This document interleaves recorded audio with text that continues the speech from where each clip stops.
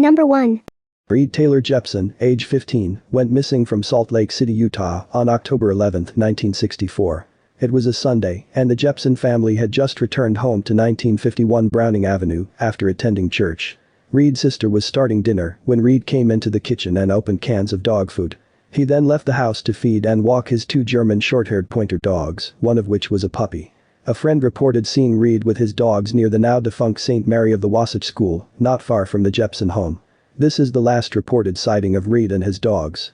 By all accounts, Reed was not a troubled child and he had no reason to run away. He was the son of a doctor and he had 11 siblings. He was on East High School's football team and had just scored his first touchdown. He also had a paper route and the money he had saved was left at home, along with all his other belongings. It's possible he had $40 in cash on him when he vanished. Although there was an intensive search for Reed at the time of his disappearance, his case quickly went cold and for decades, it was not investigated. Recently, at the urging of Reed's family, it has been looked at again. A tip was received which led police to search a gully near Clayton Middle School, about half a block from the Jepson home. Cadaver dogs initially showed interest in a specific spot and it was excavated, but the dogs eventually stopped indicating anything was there. The search was halted at that time. It is not believed that Reed left of his own accord and his brothers and sisters continue to search for him. His parents have since died, his father passed just over a year after his disappearance. Although I do tend to agree with Reed's family, who insists he would not have run away, I find a stranger abduction unlikely also. Reed was an athletic muscular teen and he had 2 dogs with him. It was the middle of the day and the area was not secluded. He would not have been an easy target. There is the possibility that Reed could have been offered a ride home from a stranger that he might ordinarily have accepted. It was much more common back then and I've never seen any indication from his family one way or the other as to whether he would have accepted a ride from a stranger. I feel that it's a mostly moot point anyway. Because he was walking his dogs and was very close to home, it doesn't make sense to me that he would have accepted a ride, even from someone he knew well. That would defeat the whole purpose of walking the dogs. I've wondered if perhaps Reed encountered someone who asked him for help and he went with them. Or less likely, that one of his dogs got away from him and he'd gone into a secluded area to retrieve the dog and something happened there. I had also considered the idea that he'd been hit by a car and the driver panicked, but I find it unlikely that this could have occurred without anyone seeing anything, and I think the dogs would have been found if this were the case. Since the school where Reed was last seen closed down in 1969, I've been unable to map the route he would have taken home to see if there were any wooded areas or rivers near where he was walking. I am wondering what type of tip was received that led police to search the gully. Did the tipster have an idea of who might have been involved or what the motive might have been? The fact that the dogs hit initially kind of makes me think there was something to it. I am hopeful that someone out there has the missing piece of the puzzle that can bring Reed home to his family. Number 2. Charles Lorraine Hollingsworth, age 28, was last seen in South Lake Tahoe, California on October 26, 1970. Charles was a doctor and he shared a practice with his brother, John, in 1970. Their office was located at 1970 Highway 50. He was last seen leaving the office after an argument with a family member. It's unclear whether the family member was John. He never returned and for the first couple weeks, John requested that the disappearance not be publicized.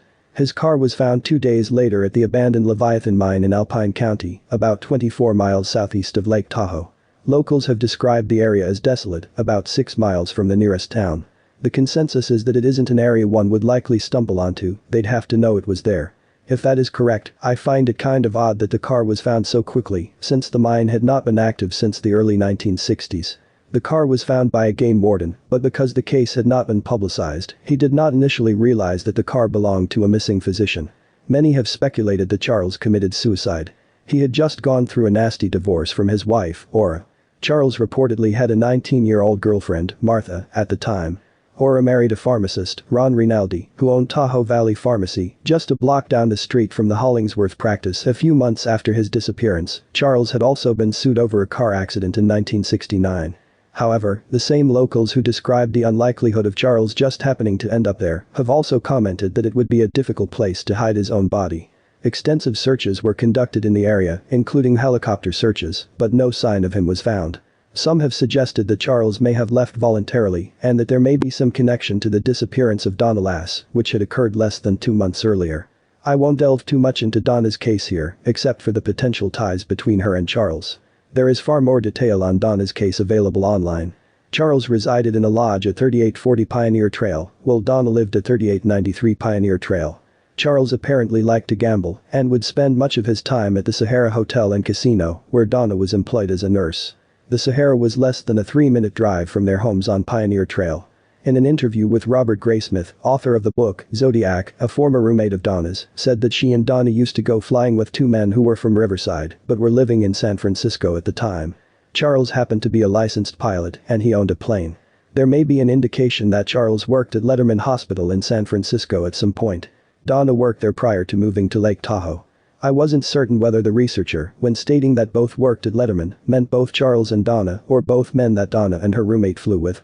It was one of the two, but it would suggest that the pilot was in the medical field, as Charles was. It is, however, known that Donna had been a nurse at Letterman and had left there when she moved to Lake Tahoe a few months prior to her disappearance. Of course, foul play has been considered as well. Charles's brother has since moved to Southern California, where he died in 2011. His former wife is also deceased. Many subscribe to the theory that Donna Lass was a victim of the Zodiac killer, while others believe she was abducted and murdered by someone she knew. Number 3. Nicholas Petersemia, age 22, was last seen on May 12, 1979, in Cherry Hill, New Jersey. Nick was a senior accounting major at Villanova University in 1979. On the day of his disappearance, he left his home at 322 Surrey Road in his father's Pontiac, saying he was going to purchase graduation tickets at the college. About 5 hours after leaving home, he called home to let his parents know he would be home at 8 p.m. It's unknown where the call was placed from, but he doesn't appear to have made it to the college. The car was discovered parked and locked behind his father's barber shop, the Golden Razor, at 10 Grove Street. His parents attended the graduation ceremony in hopes of finding him, but Nicholas was not there. It is possible that he left of his own accord. He had reportedly confided in a friend that he wanted to disappear without a trace. Police believe that Nicholas may be a John Doe who committed suicide by slitting his wrists in an Indiana motel room. The unidentified man matches Nicholas's physical description, and he reportedly checked into a motel under a false identity 3 days after Nicholas vanished. He then checked into a second motel anonymously, paying cash up front, where he took his life. In the room, the television was left on, and several issues of Rolling Stone magazine were found with the address labels removed. As of November 2015, law enforcement have been unable to locate the precise burial site of the unidentified man in King Cemetery in Richmond, Indiana. The marker is missing, and cemetery records pertaining to his burial have been lost. Nicholas was an only child and was said to have a shy and sensitive nature. A friend of his described him as highly intelligent but lonely. He recalled an incident in which Nicholas had told him he'd found a way to kill himself without any pain and that nobody would ever find him. This same friend also recalled attending rock concerts with Nicholas and flipping through Rolling Stone magazines. He speculated that Nicholas was gay, although he described it as something he just knew, but that Nicholas had not confided this to him. His parents have both passed away, but his paternal aunt still waits for news on whether the unidentified man in Indiana is her nephew. Cherry Hill, New Jersey had a population of approximately 68,000 in 1979, so it wasn't exactly a small town, but it's worth noting that he has similar characteristics to James Hires, who vanished from Cherry Hill in 1981. He, too, disappeared while running errands, and his car was found parked at an airport. If Nicholas is not the suicide victim, it may be worth looking into a connection between the two disappearances. Number 4. Cynthia Dawn Constantine, age 15, vanished from Oakdale, New York on July 11, 1969. Cynthia was last seen by her family when she left her home to take the dog for a walk along the railroad tracks. The dog returned, still on its leash, but Cynthia was not with the dog. Her brother stated he believed she may have gone into the woods, as they'd gone earlier in the day and had seen a muskrat hole. Cynthia was reportedly interested in going back to search for the muskrat. Police were notified when she didn't return home. 3 small boys told authorities that they'd seen Cynthia and her dog entering the woods. Cynthia's brother led their parents and police to the location of the muskrat hole. They observed tracks consistent with Cynthia and her dog, but then it began to rain and the tracks were washed away before they could be scrutinized. Cynthia's father was the owner of a well-known bicycle shop which adjoined their home. Someone who lived in the area recalls hearing a rumor, initiated by a homeless man, that a girl had been abducted, taken into the woods, and murdered. The person who posted about this said that the person the story was first told to didn't take it seriously, as she was unaware of Cynthia's disappearance at the time. This occurred long after she had gone missing. Another individual claiming to be a local private investigator recounts his investigation into her disappearance. He learned that a business owner very near where Cynthia was last seen turned out to be a sexual predator who was also involved in an illegal abortion ring. He claims that this person fled to Mexico and that the people who took over his building found abortion tools and pornography hidden in the walls. Another local recalls a creepy limousine driver who was known to follow kids. It's not clear if he is the same person mentioned by the private investigator. This local also recalls a man that the kids called Diaperman, as he would run around the woods in white underpants. He was believed to live with his mom in a nearby senior citizens community. The area she went missing from is also across from the Oakdale station of the Long Island Railroad, which means Cynthia could have encountered any number of people who were not local or familiar. Cynthia's parents are now deceased, her brother is still alive. Cynthia's father had expressed that he didn't believe Cynthia had gotten far at all, as the dog returned within a few minutes. Cynthia was reportedly a quiet girl without a large circle of friends. She had many pets and was dedicated to caring for the animals. Her rabbits were about to have babies when she vanished, something she was very excited about. Although her family could not fathom Cynthia running away, there was a glimmer of hope when a girl resembling her was photographed at a Friends of Animals protest. The girl in the photograph has never been identified. Number 5. Lisa Diane Jameson, age 23, vanished from Chandler, Arizona on November 4, 1991. She was last seen near Chandler Boulevard and McQueen Road at approximately 7:15 a.m. when she dropped off a co-worker after completing the graveyard shift at Madi Electronics in Chandler. He stated that nothing appeared out of the ordinary. Her red Pontiac Lehman's was found abandoned a month later in the parking lot of an adult bookstore at 4039 E Washington Street in Phoenix, Arizona. There were several signs of a struggle. The rearview mirror was broken and footprints were visible on the ceiling. The emergency brake shifter was bent, there was a large brown stain on the passenger back seat, a red fingernail lay on the floor in the back seat, and a substance consistent with detergent or sand remained both on the back seat and in the trunk. The lock to the trunk was also busted. Lisa was married to Alan Jameson at the time of her disappearance. They lived in nearby Gilbert, Arizona, and had a 2-year-old son.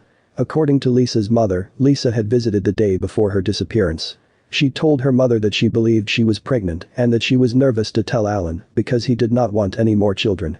Lisa's family suspects that Alan was involved in her disappearance, although there is no evidence to link him to the case. Lisa's clothing and belongings remained in the apartment she shared with Alan, and there has been no activity on her credit cards or bank accounts since she was last seen. Alan was a jail guard in 1991 and he moved to Bolivia in 1993. Their son was adopted by Lisa's parents and is now an accomplished musician. He does not have contact with his father, though Alan has since remarried and returned to the US.